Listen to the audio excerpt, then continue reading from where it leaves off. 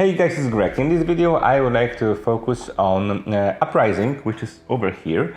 Uprising is a co-op game for up to 4 players, but until now the solo mode was basically playing with 2 factions, and authors decided to create a real solo mode, true solo, when we can play just using 1 faction, but there are also smaller changes in the rules, so this can be possible. But apart of that, we are also going to get this amazing crate and other new components and elements.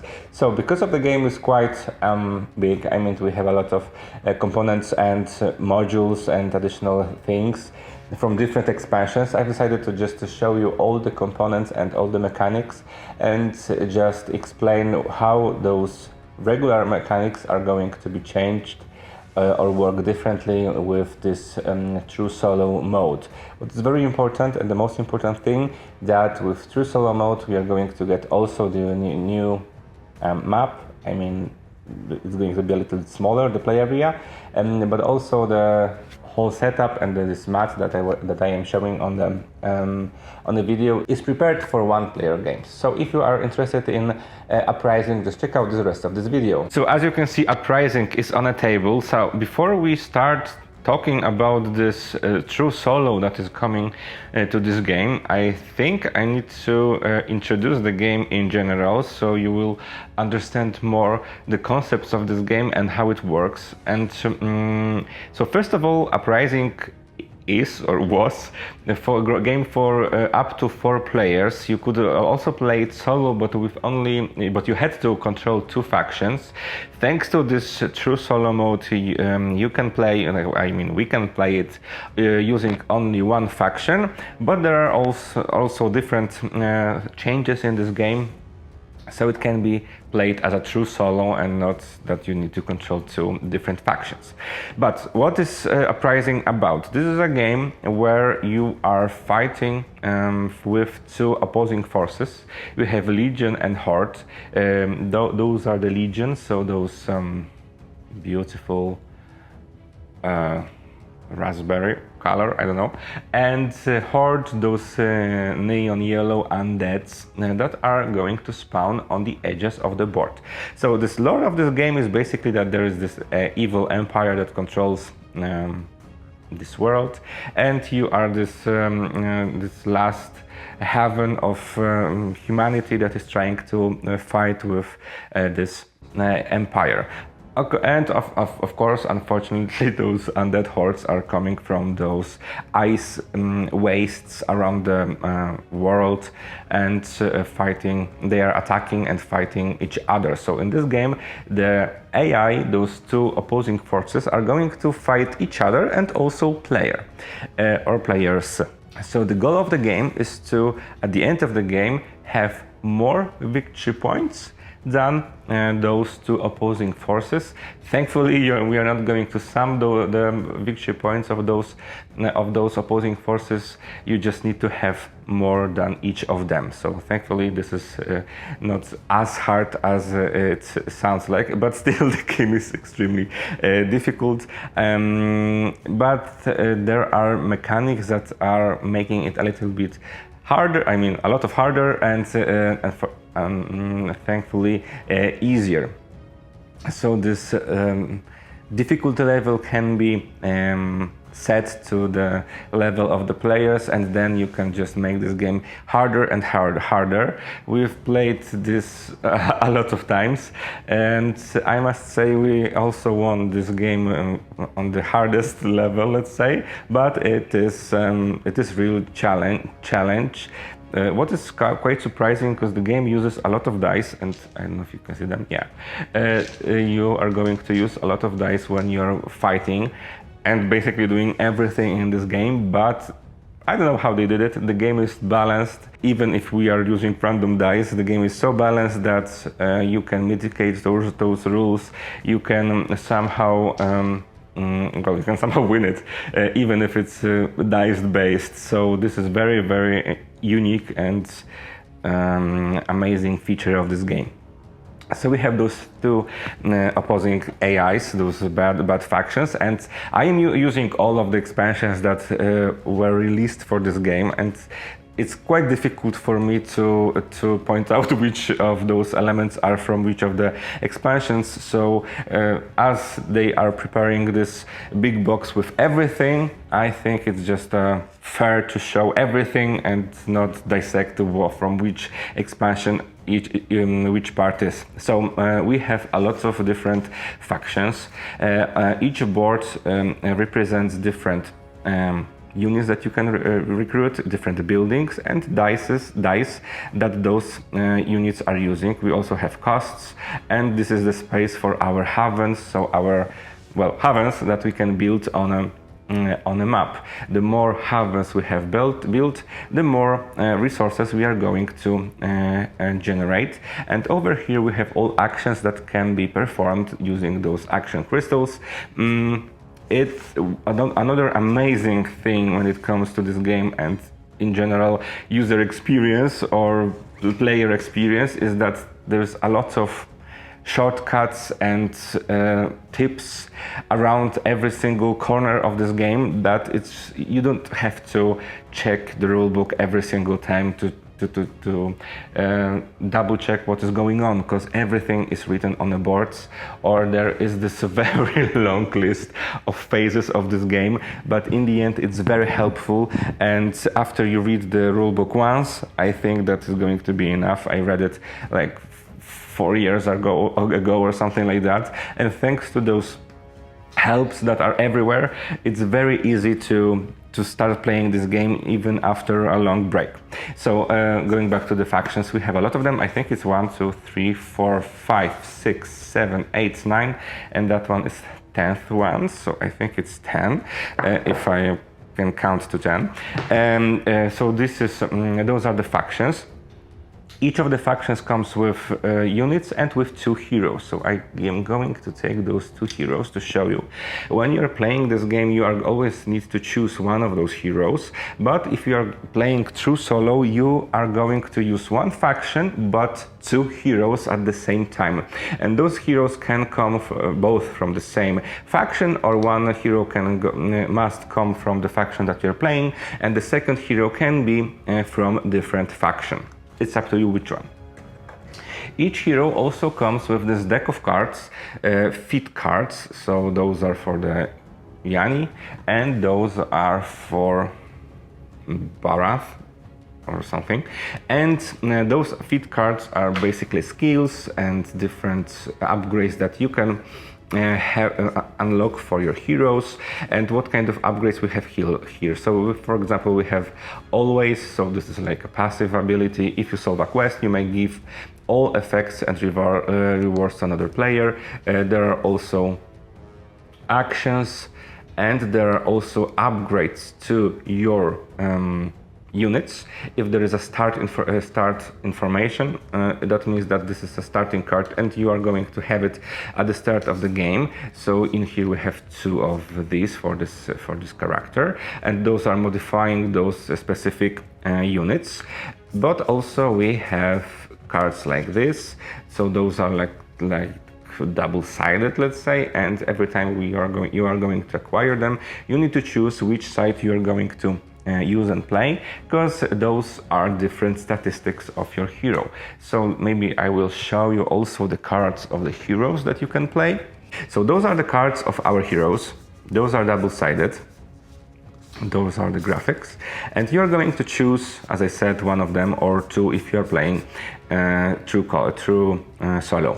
On the bottom we have information on how we have stats and information of how many dice of specific color this hero is going to use. So every time you get this card, you're going to put it something like this, and that means that your magic, for example, is improved by 1, so you can roll also this purple die.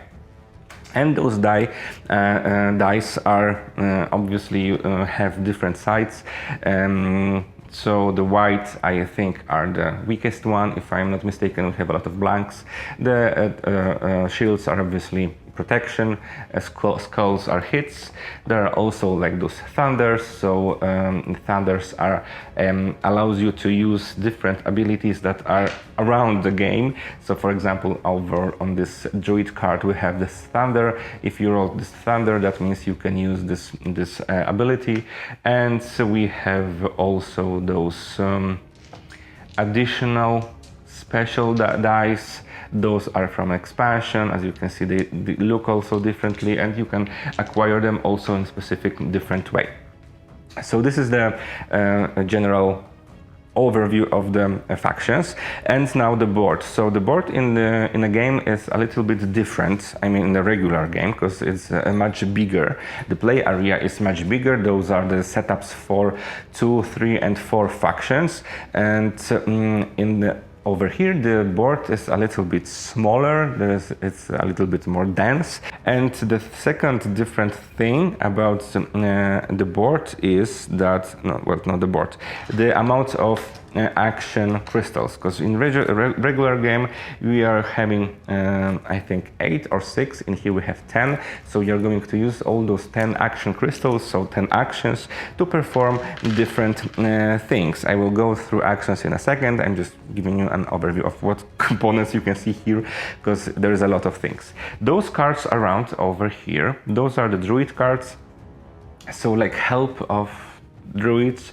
And those, as I told you, if you have thunder, you can use it, but also during refresh phase you are going to do something different. And those big druid cards are also an expansion, because in the original game those cards were a little bit smaller and this mechanic worked a little bit different. In here we have bigger cards, and those cards comes also with those crystals. Those are ether crystals, I think this is the name of them. So you're going to put those ether crystals on the druid cards, and in a specific phase obviously, and those crystals allows you to first of all reroll your dice, or use those crystals to activate different skills on from the cards of druids. So in example of here we have refresh phase. If there is 1+ horde in play, place 1 ether here. You can collect those, I mean accumulate ethers here, and use them to reroll, for example, your dice. So those are the magical helps for you on your quest. Another thing that is, maybe I will also show you those miniatures of this faction, because not only they look amazing, we also have information of what kind of dice you are going to use. So again, as I said, those tips, those shortcuts are everywhere. The UI of this game is just amazing. And in here we don't have those dice, because I will show you the cards of your opponents in a second. Here the thing is a little bit more complicated. We also have those upgraded miniatures. This is a curse, I think. Yes, this is a curse, so it's like a source of undead. And in a regular game, those curses are also like this plastic standees. We have this upgrade. It's painted. It's not by us. It's just, it comes like that in a painted form. I am a little bit of flexing of how much content we have for this game. Now maybe let's go through the flow of this game, and I will tell you more about also the board and components. So the board is built with those hexes. On those hexes we have different information of what kind of resources you are going to get from those hexes. So in this game we have 3 types of resources. Those I don't remember the real names, so let's just use the symbols. Red cubes, elephants. I mean, I think it's like bones or something. And we have also those blue crystals. This is for sure a salt. But those 2 other one, I don't remember what's the name for them. So those are the locations. If they are not, if they are unexplored, those locations are like this on the board, and you need to explore them to travel across the world. And it's tricky, because you know what kind of resource is going to be generated on this specific tile, but when you flip it, there are also different things. Something is going to happen First of all, I think it's the most common thing is that on this specific tile there will be a garrison of Empire or a new Walking Dead, like zombies, standing there waiting to be uncovered. So those things are probably are going to happen. There are also information that this tile is connected with, in this example, of Imperial Legion, so this effect is connected with Imperial, and this is information of how many resources you are going to get from this tile. So there was 2 elephants in here. Those don't know how to call it. This symbol represents that in here we have mountains, and if your units cannot cross this edge of the tile. So if you would put it like this, you cannot just go in this way. You cannot go this way. You need to choose different parts of this tile. There are also, because that's not all, there are also towers. So those towers are a little bit different things. Those are sea towers. Those sea towers are usually very powerful, and those towers are connected with each other. So one is in here, one is in here in this setup for a true solo, and those locations are connected. But there are also very positive effects on them. But as you can see, gain 2 for salt. Remove any garrison here. Place 1 curse. So those tentacles, and place 2 skeletons here, because this Hellhound Tower is, as you can see, covered with those tentacles. In here we have gained 4 salt. Remove any skeletons here. Place 1 garrison here. Place 1 legion here. Legion, so like a boss, let's say. Place 1 activation token on that legion card. And those resources you're going to get. Crystals, I mean those diamonds, are victory points. So you can use those spires to teleport from one to another, and there are also some kind of bonuses on those locations. What is very interesting, because in here was information that remove any skeletons here and then place a garrison here. That means that opponents can walk around the locations that are uncovered. So if there were some kind of skeletons over here and you discover this location, those skeletons are defeated.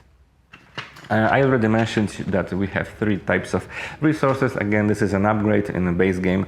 We are having those cardboard tokens. In here we can have those wooden tokens, which are obviously much better, at least for me. What else we have here? So in here we have those bosses, those enemies of Chaos Horde and Imperial Legion. There's a lot of them, and I will show you the cards in a second. But first of all, I want to show you those buildings. So, because every haven that you're going to build can be upgraded. So if you would build a haven, you can build a wall. That the wall is increasing the defense, so you can use an additional dice when you are attacked, and you also can build a tower in the middle, and that also gives you 1 additional dice that you can use during attacks. And maybe let's go through the cards of the enemies. So I will show you the chaos. So in here we have information about those bosses that are going to spawn on a board. And this one is, I don't know why in here. And so what informations we have here? This is the level of this specific boss. So at the beginning of the game, they can enter the game with this first level, but they are going to level up, and the higher is the level, the more dreadful dice are they are using. They also have different effects. So if they would roll thunder, they also inflict 2 damage. Skip the archery round against Oda. So during the battle we have 2 phases, like archery phase and melee phase. So when you fight this guy, you need to skip the archery phase. And the level is also the hit points. So if you want to kill him, well, it's easier at the beginning of the game because this is only 1 HP, but at the end of the game you need to inflict 7 damage to destroy him. And those are the enemies. As you can see, we have immediate effects, so something happens when you put this specific unit on a board, place 1 curse on her hex, or there are always effects, so they are like passive effects that are always in play as long as you are not, as long as you don't destroy this enemy. The numbers in the corner represent the order of activation, so you're starting with the lowest number to the highest number. And also you at the bottom we have some special effects. If you destroy something, get something. So those are the bosses, and as I told you, they are going to spawn in different way, uncovering tiles or from the events. So this is the Horde and this is Imperial deck. Those are exactly the same, but those are going to use just different dice and so on. But this is like how it works is exactly the same. Oh, and here we have interesting. I don't remember this enemy. And what else? This is it. Those skulls represent that this is element that is going to significantly increase the difficulty level of the game. So the more skulls you're using in your game, the more difficult it is. And as you can see, we have like 4 of them. The rest is like regular one. So in this true solo game, you're going to use 5 Imperial Legions cards and 5 Chaos Horde cards. So this is the maximum. Those discs, this is also an upgrade, so depending on what kind of Imperial Legions you're going to use in your game, you are going to use specific discs. Those are connected with the cards, and those discs represent target. So Legion works a little bit differently because Legion is going to walk to your heavens to destroy you. This is the main goal of Legion. The main goal of Horde is to get from the edges of the board to the capital city. And when they are walking in those different 2 directions, they obviously are going to fight you or each other, and it's not good for you. I mean, it is a little bit good for you because they can destroy each other and there's going to be a little less enemies on the board, but at the same time they are going to get a victory points. So every time a Legion is destroying a Horde, they're going to get victory points, and on the other hand the same goes for Chaos Horde. So this AI mechanism over here is very clever and it works honestly flawless. Right, so let's go through all the phases of the game, because I think after this very long introduction, now I think I can tell you how this game flows. So this chapter tracker, again, it's from one of the expansions. It's easier to track what things you can do. So let's start with refresh phase.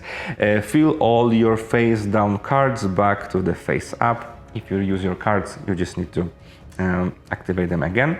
Regain 10 action points, so those crystals that you're going to use to perform different actions. Then deal 3 new items and discard the old ones. And in here we have very thick deck of cards. Those items are again available to you to purchase. Some of them are with skulls, so they are more complex. Over here we have information about what resources you need to spend to acquire this specific item, and sometimes we have also the needed stats. So if you want to use Slayer's Kiss, your hero must have at least at least 1 point in the strength, for example. And on the cards we always have information of what's the effect, and we have some after combat discards, or we have actions, and we have also always so like passive abilities, and as you can see it's a lot of them. So the market deck is very important. Items are very useful in this game, so you can purchase them for the resources. There are also quests, and again the quests are over here. The quests are also with skulls, so depending on the level you are going to use different number of those skulls, and the quests comes with different goals. So on the quests we also can have an effect of immediate action, so when you discover this card something must happen. And quests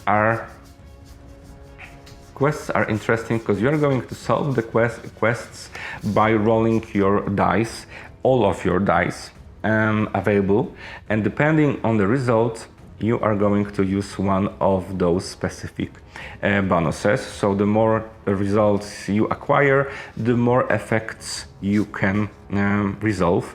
And if this is the threshold, so you need to complete at least one of those three. In this example, if you fail, something different happens, and if your hero is on a hex with any skeletons, you can also add this specific die from this expansion.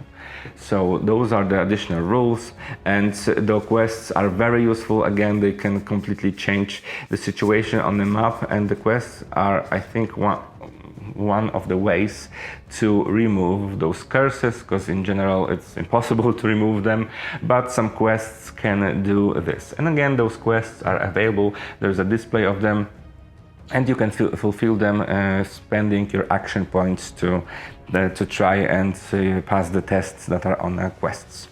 So we have items, we have quests, then we have also events, and this is the specific element of this true solo game, because those decks are specifically only for true solo. There is a couple of cards for each of the chapters, and the game lasts in like four chapters, four rounds, and for each round we have 1, 2, 3, 4, 5, 6. So we have 6 cards for every chapter, and that means that and in one game you're going to use only 1 card per chapter. So there is a lot of variety to make this game different every single time.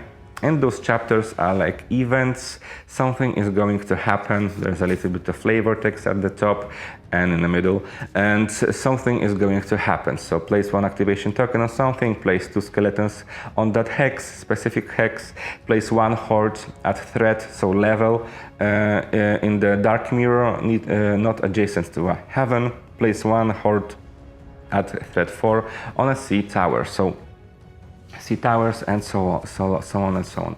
So those are like events and bad things that are going to happen during the game. Like regular game lasts 4 chapters, and at the end, and in here we also have events with exactly the same mechanics, like you're going to put something on the board. So the regular game lasts 4 chapters, so it's like 4 game rounds. You also need to put those activation tokens. So for every boss, let's say, that is on the board, you need to put activation token. This is again another upgrade. A regular one are just cardboard tokens. Those activation tokens represents just how many times this specific boss is going to activate in a Nemesis phase. So after event phase, we're going to go to the build phase. In the build phase, you can take cards, feed cards from the heroes that we are playing, and choose one of them, and the second card is going to be put at the bottom of the deck. This is very interesting, because this is the way of leveling up, let's say, your heroes. So remember that in this true solo you are going to have 2 decks, and you can choose the card from one of those decks to upgrade one of your heroes. After leveling the heroes, there is a regular build phase, so you can spend resources to build your units and put them on a map. In general, they need to start in a location where you have heaven. And after that, there is an action phase. And now let's go through actions. So I'm going to take this one. And here are all actions that you can perform. Each of those actions costs one action point, this action crystal. What you can do. This action does not end your turn, so move. Move your hero to an adjacent hex. Even if it is unexplored, your hero can cross those white borders that I said that units cannot cross them. So regular units cannot cross them, but your hero can cross them. And in general, your heroes are a little bit of like invisible on a map. As long as your heroes are not with your army, they are not attacked by AI. Trait. You may use this action always. This action does not end your turn. Gain 1 salt. Heroes here may give or take resources from each other, as well as any item the receiving hero could use. So when they are together, you can trade those bonuses and things. And other things. Command. Pay 1 elephant. Choose an unexplored hex, so discovered hex. Move any of your adjacent units, maximum of 5, and or hero there, units cannot cross. So, and this is quite interesting because in this game, it's like this effect, this command action works like a magnet. So if you choose the hex, all of your adjacent units that are around this hex can move to this specific hex that you chose, but the limit is maximum 5, and this is it. Explore. If your hero is if your hero's hex is unexplored and has no curse, flip it and resolve its effect. So I already told you that you can flip it and different bad things are usually going to happen. Haven, pay 2 red bricks. If there is no curse, enemy unit Haven or X, because some locations are with those X's. And this is the if there are not such of things, you can place one of your heavens there. So your production is going to be higher, bigger. Market. Gain 1 item from the market that your hero can use. And quest. Choose a quest, roll your hero die, and resolve quest if you succeed at enough quest goals. So all those things I already explained to you. You're just spending those crystals and you're taking different elements from the board. After action phase, there is an enemy phase, nemesis phase. So you need to activate Legion and Hordes once for each activation token on them. So those golden tokens that I already showed you. And in this initiative order, so in this order of those numbers that I already mentioned. So after the nemesis phase, there is a production phase. So you're going to get resources based on your Haven's total and so on. After that, there is a scoring phase, so Empire is going to score victory points and Chaos is going to score victory points. So, for example, to give you a glimpse of how they are working, so it's not purple, raspberry color, I don't know what color is that. They score points, 1 point for every hex with any garrison. So we have garrisons on the board. So for every single hex, there is 1 victory point. 1 victory point for every legion in play. So legion, those big standees. Again, in here, that is already another 3 victory points for 3 legions on a board, and 1 victory point for every unit in the Imperial graveyard. And in here we have 2 graveyards, so every single time that the specific faction destroys some kind of unit, this unit lands in a graveyard, and they are going to get 1 victory point for every unit in the Imperial graveyard. And when it comes to the Chaos, they get points in a little bit different way. 1 victory point for every curse in play. So again, we have 3 curses, so it's already 3 points. And then 1 victory point for every horde in play. So again, 3 points for every big miniature, big standee that is on the board. And then 1 point for every unit in the Chaos graveyard. So similar to Empire. You are going to score victory points, 2 points for each of your havens in play, points for every tile that you control that has this diamond icon, and well, that's sad, but basically this is it. So this is how you are going to play this game. 4 chapters, each of them in this specific order, and after that, if you have more points than each of them, you are the winner. But what else is different when it comes to true solo? So to sum up the true solo, first of all, different map. Smaller one. Second thing, you can play using only one faction, but you are going to use 2 heroes instead of 1. You can level up both of those heroes. There are also specific chapters dedicated to this true solo mode, and there is a little bit different way of setting up the board. And basically, those are the biggest differences, but they are big enough so that you can play with only one faction instead of 2. But that's not all what I would like to mention, because in the end you can use this true solo basically with every single expansion that was introduced to Uprising. There's I think only one faction that cannot be used, but the rest of them are available to be chosen. And apart of that, there are also again smaller or bigger expansions that you can add to your game to change it. So for example, I didn't mention this Omen phase, that is the Arch Nemesis expansion. There is additional Omen phase that you are going to draw those specific, where are they? I am going to show you. You're going to draw those specific tiles. Those are two-sided, so one is German and one is English. You are going to draw a specific number of those tiles, and you are going to choose one.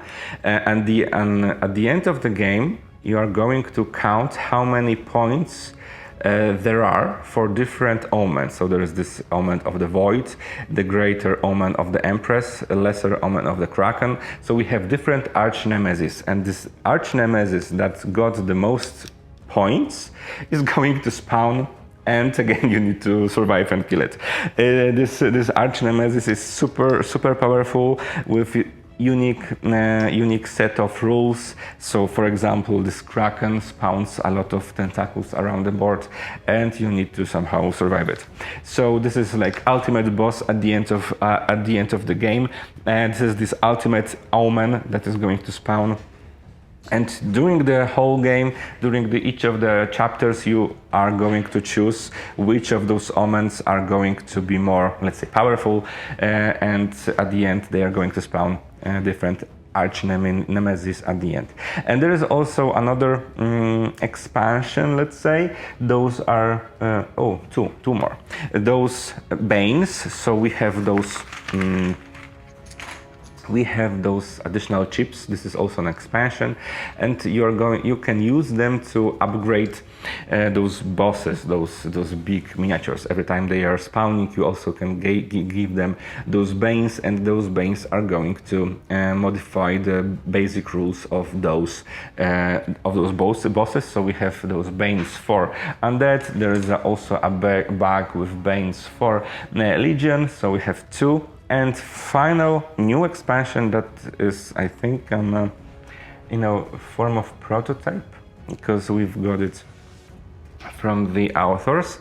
Though this is the Blessing of the Old Gods, and we have those cards with those golden effects, and those cards are also used in regular game and also in a single player. I mean, through solo, and you can just acquire them to get different effects, or you can put them under every single time when you spawn some kind of nemesis. You can put one of those blessings beneath, and if you destroy this nemesis, you're going to get this card, and this card is going to give you some kind of bonus. Those cards are very powerful, so again, this is a little bit help if you are overwhelmed with the Uprising game. So in the end, I mean, the rule book of this game is really short. comparing to how massive the game is and how many elements we have here. So the rule book is really short, and all those helps really helps you to not go back to the rule book, because everything is written on different parts of the game, and it's very smooth gameplay. So in this upcoming campaign, we are going to get this massive chest to store everything, and I'm super excited with this one, because as you can see, I have those 4 boxes, everything is somewhere, and I am super happy when I can have one game in one box, one container, and it's just easier to set up. So this is one thing, additional new components in the box, and the biggest, I think, announcement is this true solo, where you can play it like a true solo, not controlling 2 different factions. So this is it, Uprising, Curse of the Last Emperor. Honestly, I think this is one of the best co-op games, 4X co-op games on the market. I am really obsessed with this game from the day one when we got it, and it was like in 2001, I think. I'm not sure. If you are interested in this title, just check out the description below. Thank you so much for watching this video, and see you in the next one.